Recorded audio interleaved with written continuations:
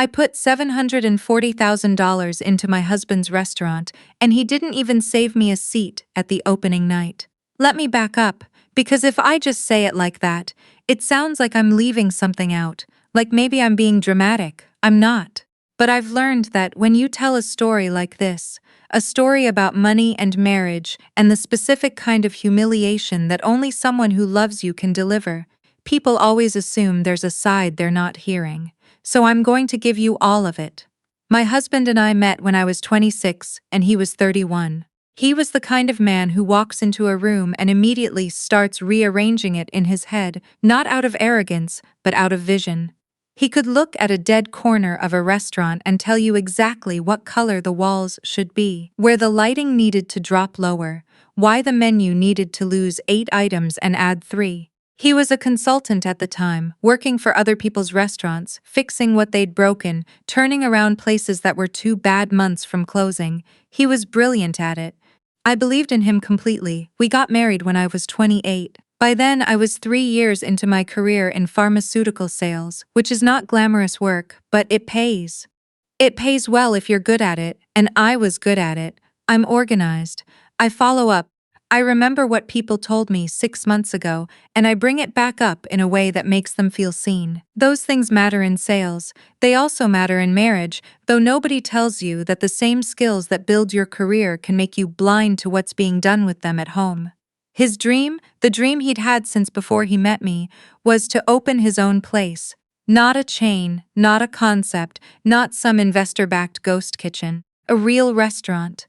His name on the door. His menu, his vision from the first plate to the last drink of the night. He talked about it the way some people talk about a place they used to live and still miss, like it already existed somewhere, and he just hadn't found it yet. I believed in that dream. I want to be clear about that, because what came later might make it seem like I was naive or foolish or like I didn't know what I was doing. I knew exactly what I was doing. I chose it. I had spent 4 years building up my savings with the specific intention of investing in something that mattered to us, and this mattered. He mattered. I transferred $740,000 into the business account we opened together, signed my name on the LLC documents, and I told him, build something beautiful. He did. I'll give him that. The place was stunning, warm light, reclaimed wood, an open kitchen so you could watch the line work. He'd spent 2 years on it, sourced everything himself, hired a chef he'd known for a decade. I went to every tasting, every walkthrough, every late-night conversation about whether the bar stools were too low or the acoustics were going to be a problem. I was there for all of it. I was his sounding board, his bookkeeper, his person. Or I thought I was. The opening night was in April. I'd been asking about it for weeks, not anxiously, just the way you ask about something you're excited for. I wanted to know what to wear. I wanted to know if I should make a reservation or if we'd just be there together. I wanted to know who was coming. Small questions. Normal questions for someone who had written the check. The first time I asked, he said the date wasn't confirmed yet. The second time, he said the venue was handling the guest list. I didn't know what that meant. He was the venue. But I let it go. The third time, 2 weeks before the date I'd found on the catering contract I'd helped him review, I sat down with him after dinner and I asked directly, I want to make sure I know what's happening for opening night. What time should I be there? He set down his phone. He looked at me in that way he had sometimes, a half-second pause before answering, like he was deciding which version of the truth to offer. It's a soft open, he said. We're keeping it small. Just some people from the industry, a few close contacts. It's not really a public thing. I'm not the public, I said. I know. It's going to be hectic. I'm going to be in the kitchen all night. You'd be sitting there alone, and it would be awkward. I remember the specific feeling of that sentence landing. Not anger, not yet. Just a kind of stillness, like when you're driving and something darts across the road in front of you and your body responds before your mind does.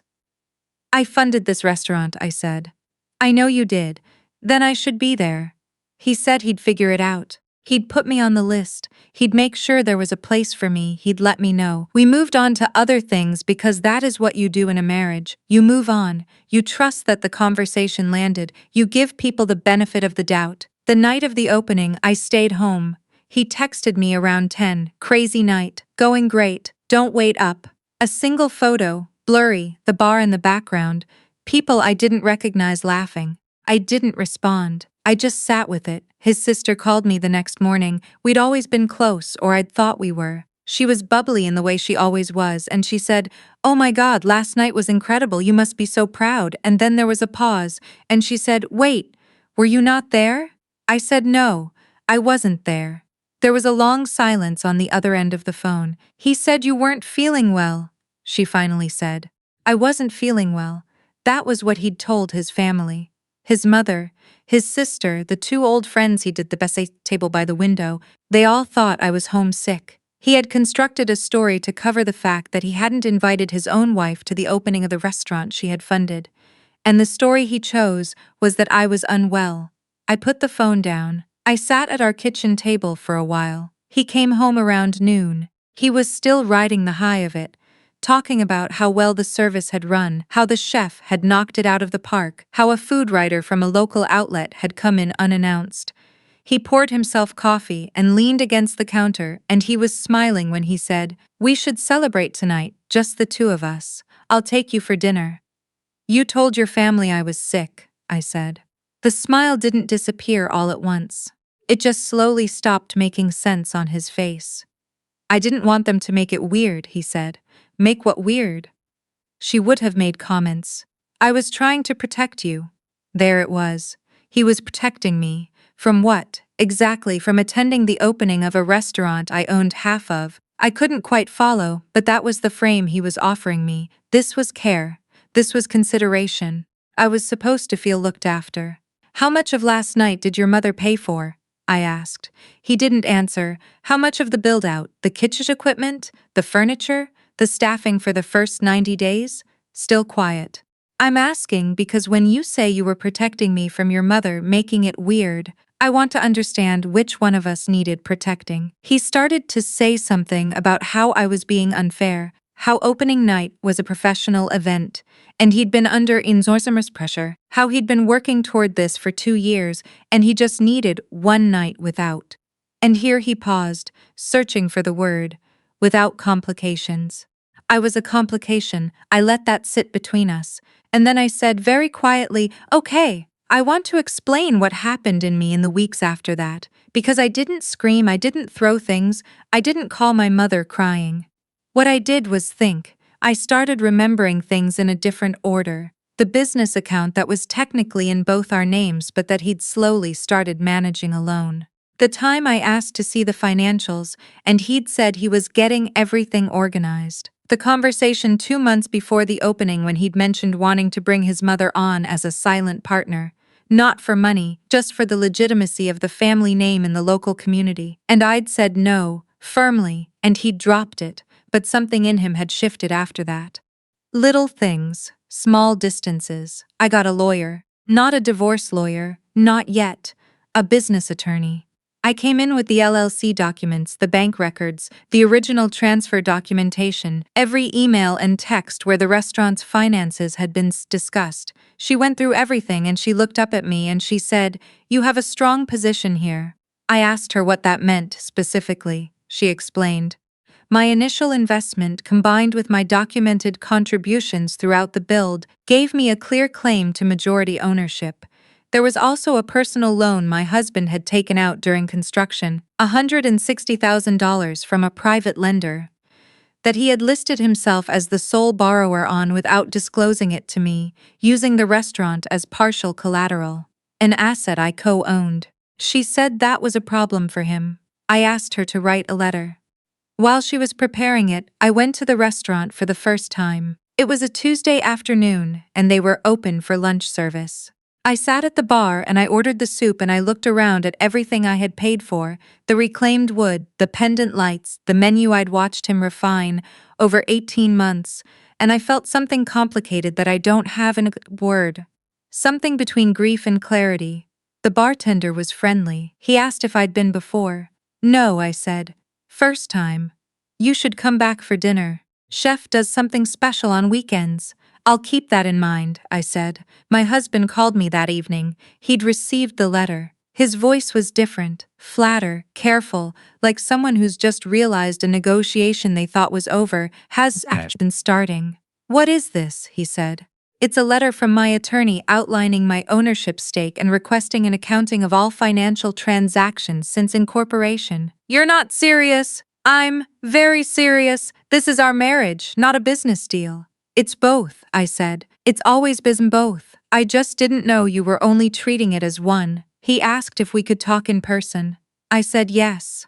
We sat down 2 days later at our kitchen table, and he came with a different energy than I'd seen before. Careful, measured, a little scared in a way he was trying not to show. He said he was sorry about the opening. He said he'd made a mistake, that he'd been overwhelmed and he'd handled it badly. He said he loved me. He said this had nothing to do with us, with our marriage, and he didn't want a piece of paper from a lawyer to define what we were to each other. I listened to all of it. Then I said, "I want a full financial accounting of the restaurant within 30 days. I want my name properly reflected in all operating documents. And I want to understand the private loan before we have any more conversations about what this means for our marriage." He stared at me. "What happened to you?" he said, and I thought about that for a second. What happened to me? As if the woman sitting across from him was a stranger, as if the person who had written that check and attended every walkthrough and stayed home alone on opening night while his family toasted his success. As if that woman was not the one he'd started with, but someone new who had appeared uninvited. "I stopped waiting for you to include me," I said. The accounting came back. It took longer than 30 days. His attorney pushed back. There was a period of back and forth that I'll spare you the details of, but eventually it came. And what it showed was a pattern that was harder to look at than I'd expected. Not fraud exactly, nothing I could point to and say, "Here, this is a crime," but a slow and consistent sidelining. Invoices paid from the joint account in his name only. A vendor contract with his mother's catering company, the one he'd insisted we not use, that had somehow appeared in the third month of the build for consulting services. A set of expenses logged under a category called owner discretionary that totaled almost $90,000 with no supporting documentation. My attorney said, "This is leverage." His attorney called mine and suggested a settlement structure. My husband, it turned out, had found investors, 2 of his industry contacts, the people who'd been at opening night who were interested in buying in. They wanted a clean ownership structure. They needed me to sign off. I told my attorney, "I want to be bought out at fair market value based on an independent appraisal, plus a structured repayment of the undocumented expenses." There was pushback. There was a week of phone calls I wasn't part of, and then there wasn't pushback anymore. I signed the final documents on a Thursday morning. My attorney walked me through each page. I initialed, I signed, I dated. The wire transfer landed in my account 4 days later. Every dollar I had put in, plus the settlement for the undocumented expenses, plus interest calculated from the date of initial investment. I did not cry. I want to be honest about that. I thought I might, sitting in that conference room, but I didn't. I just felt the particular quietness of something being finished. My husband and I are separated now. There are conversations still happening, papers still being prepared. I don't have a clean ending to give you for that part of the story, because that part isn't over yet. What I can tell you is that I sleep fine. I work, I see my friends, I cook dinner for myself on Tuesday nights, and I've started taking a ceramics class on Saturday mornings, which is something I always wanted to do and never made time for. My life is not dramatic, it's just mine. Someone asked me recently, a friend who'd heard pieces of the story, whether I was angry, whether I hated him. I thought about it genuinely, the way you try to be honest with yourself when someone asks you a real question. "No," I said. "How is that possible?" Because being angry at him would mean believing he had more power over my life than he did, and he didn't. He just forgot that for a while. I paused, and then I reminded him, "The restaurant is still open. I heard the weekend dinners are good. I haven't been back. Maybe one day I will be. Sit at that bar again, order something, look at the pendant lights I chose, and feel nothing but the ordinary pleasure of a good meal in a well-lit room." That seems like the right kind of ending. Not revenge, not bitterness, just Wisajnan sitting somewhere she helped build, comfortable and unbothered and entirely, finally, her own.